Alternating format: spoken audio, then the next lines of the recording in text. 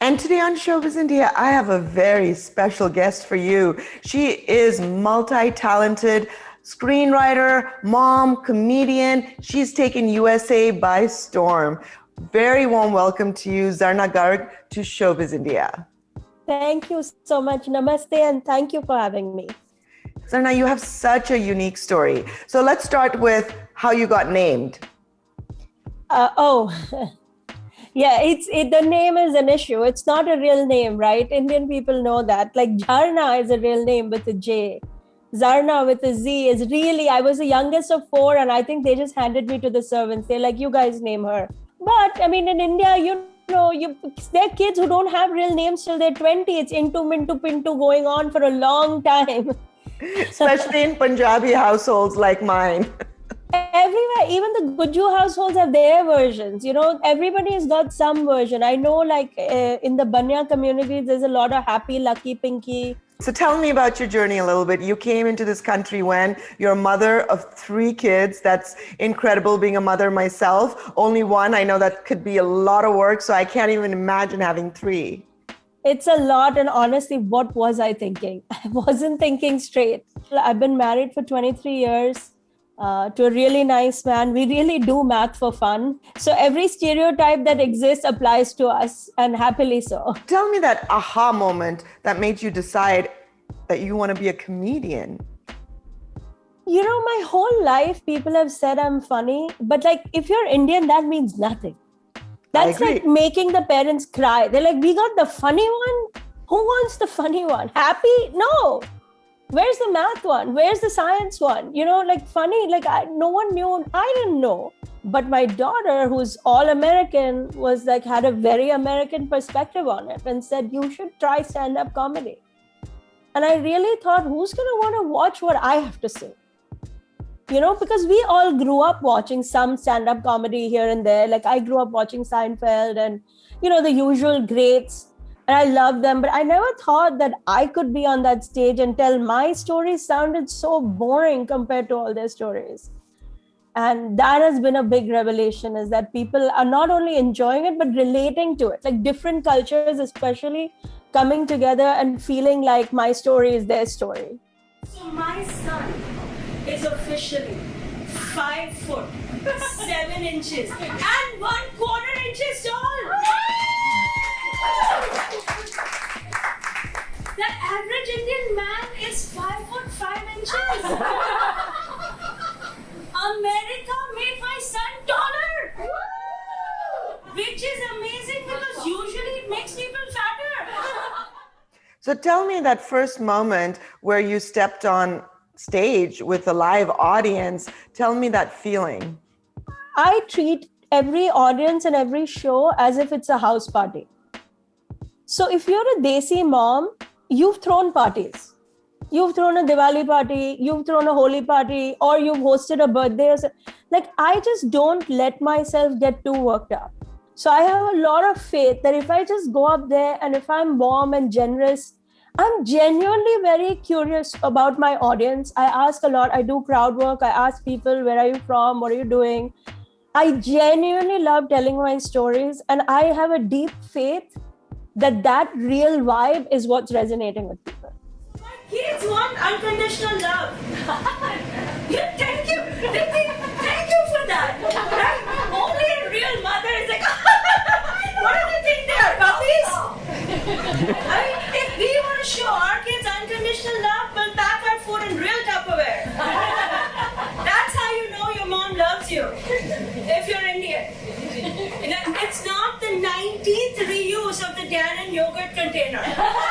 Now tell me about your headlining show, Sorry Not Sorry. Yeah. How did that come about? So,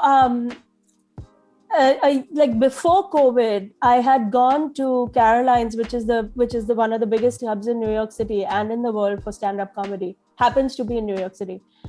They were doing a show called Made in India in 2019. And there were 4 men on the lineup. It was 4 comedians and all 4 were men. So I went there to ask them, I said, I don't understand why not even one spot has been allocated to a woman. I mean, India is now a female majority country, and they said to me, but we can't find, like, we don't actually have any women comedians from India willing to do this. And I couldn't believe it. And I was like, how can that be? And then we started, talking about what about this one and this one. And the guy, the booker who's been doing this for 40 years, Caroline's has had the same booker. He's a veteran in the industry. He said, why don't you do it? And that's how that journey started. I was like, me? I was so new. But, I've taken every leap of faith that destiny has thrown my way. And then I sat and I was deliberate about it too. Like, what do I want to say? If I get a platform, what is it that I want to use it for?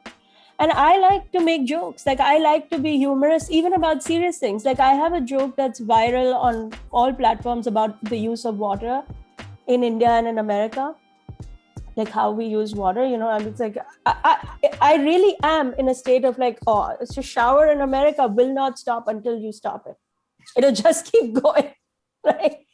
I can totally relate to that, Zarna. And when you go back to India, you're like, oh my God, we take such small things for granted. It's like, right? And you don't think about this. So I was like, I can make a joke about this, and I did. And many truths are said in jest, right? 100%. And take from it what you want. Like, people get worked up on social media when I posted like, oh, this you shouldn't have said this. And but like, listen, not everybody is gonna like everything. And we have an Indian woman in the White House soon.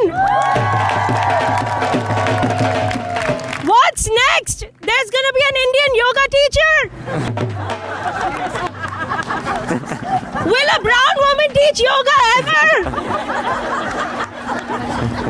Now let's talk about your debut screenplay, the 2019 Academy Nicole Fellowship semi-finalist, and you got an award from the Austin Film Festival. That's right. I beat out it's like 11,900 scripts, 900 and something scripts, yeah. And it was the story. I wanted to learn how to write for the screen. Like all Indians, I too grew up watching movies all the time. And I was like, why isn't there a happy rom-com in America? Like a happy immigrant story. And I also saw your comedy series that Kevin Hart also hosted, you being a Lyft driver, and you won. And that was just hilarious. That was a unique concept. And now you're, I believe, working on another. I have 4 projects underway right now in Hollywood. The Netflix one it's not been set with Netflix. It may go to one of the other studios, but I have a feature film, the one that I won. I have a reality show, I have a scripted show, I have all kinds of things that are developing as a result of my comedy. So who's doing the cooking in the home now?